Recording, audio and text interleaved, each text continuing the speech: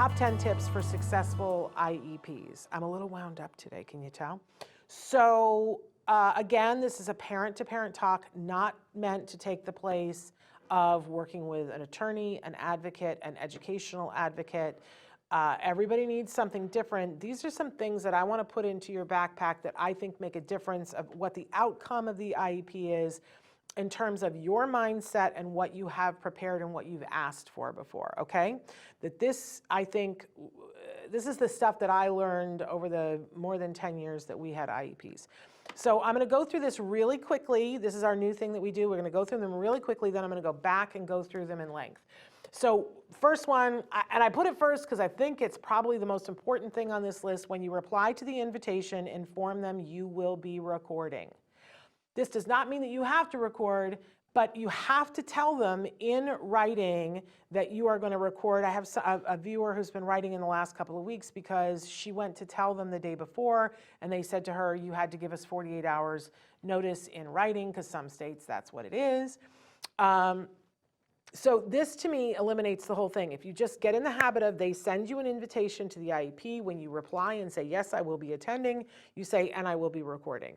It's written, there's a record of it, and you're there, and you can always go there and go, I decided not to, but we'll talk about why maybe that isn't the best thing and why recording probably is the way to go. Number one tip. Number two, ask to approve assessments and assessment times. This, you shouldn't have to ask for this, but the reality is you probably do. That they should be telling you what assessments they're going to do. Now, every 3 years, your child needs something called the triannual. And I said it like that because it's, in my mind, it's like a high colonic. You know, it's a lot of assessments. And a lot of times schools get behind and people are like us and they're not completely organized, and suddenly it's the week before the IEP and they want to do a whole bunch of assessments, which is not advisable. So you should, when they inform you that they want to do the IEP, or you know that the IEP is coming up, you should say, everything should be in writing, always. You should say, I would like to approve whatever assessments you're going to do, and I want to approve the assessment times. Because I know these people, I used to work with these people, they will pull your child out of direct core curriculum and give them an assessment. We'll talk about that in a minute, but you should ask to approve and the times and the assessments. That way you're going to know what it is exactly that they're doing. Okay, it's going to skip 3 and I'm going to have to go back to 4. Okay, number 3, ask to have the reports and assessments results in writing 48 hours before the meeting. Now, I say ask for it and ask for it in writing, but it doesn't mean you're going to get it. But you should at least ask and get in the habit of asking for the reports in writing, because it gives you the upper hand. If you have time to sit at your leisure and pour through the papers and read them and make notes, you will be better prepared. You will know what it is they're going to say in the meeting. There shouldn't be any surprises when you walk into an IEP meeting, but they like to have the upper hand and they like to surprise you. We'll talk about that in a minute. Number 4, you need to read the reports, highlight inaccuracies in one color and questions in another. You can do this anyway. I brought my little things and I'm going to show you exactly how I use these in a minute, but this often is key. I cannot tell you how many times somebody has come to me and said, well, you know, we're 3 years down the road, but I have this thing stuck in my IEP that was wrong that I never corrected because I didn't see it. This is why you need to read the reports and you need to correct inaccuracies at the meeting. It also makes them look like they don't know what they're doing, which gives you the upper hand.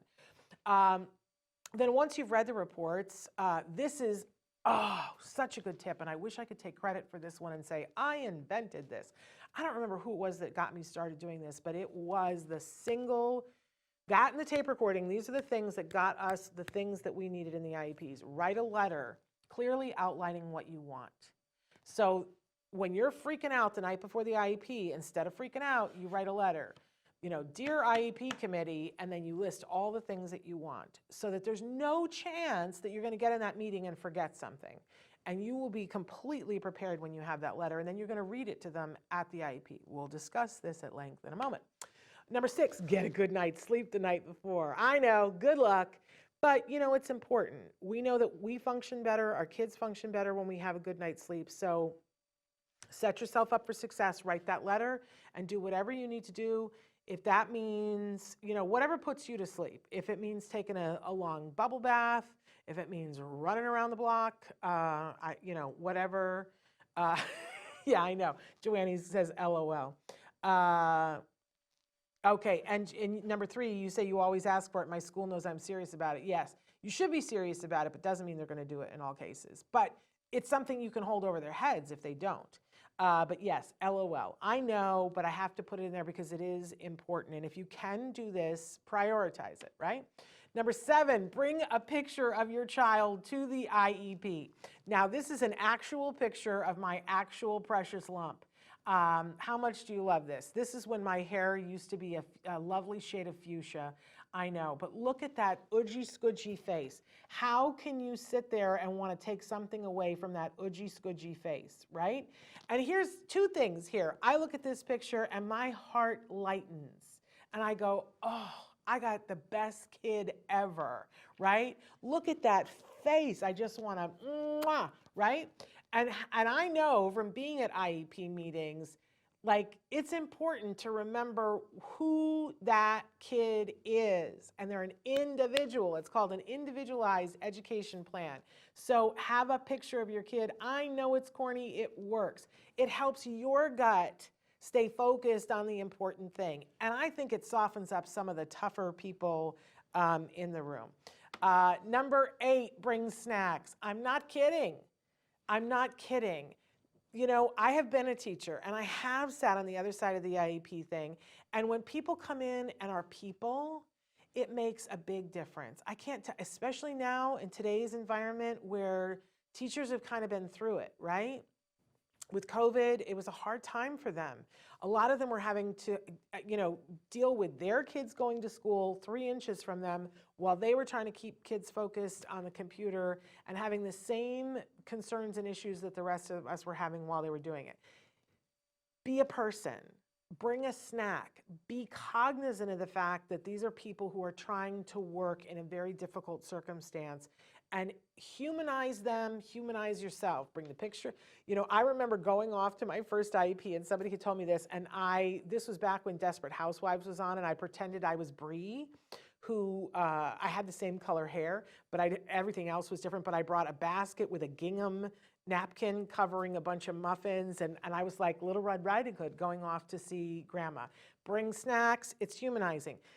Don't be offended if they do not eat the snacks during the meeting. They've been told not to eat the snacks during the meeting. You can say, I know you've been told not to eat the snacks. I'm waiving my ability to have you snack free during the meeting, or you can just let them sit and suffer, but they will sit there and perseverate on the donuts, and then the minute the meeting is over, they will grab them like they are gold and run with them, and they will remember that you thought about their needs. It is an amazing thing.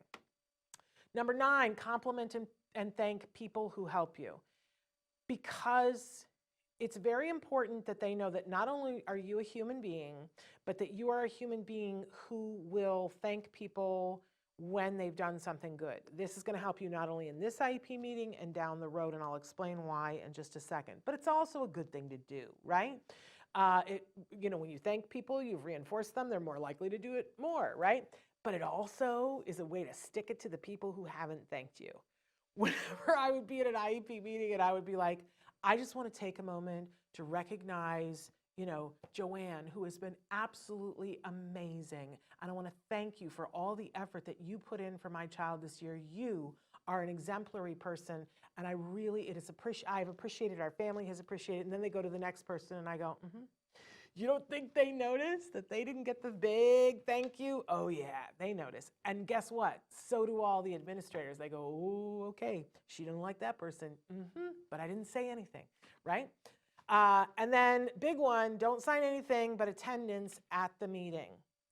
I don't care if they offer you everything you asked for and a swimming pool. Say, I thank you. I would like to be able to go over the papers before I sign them, because I'm going to promise you that there's something in the paperwork that they wrote up that isn't going to be right.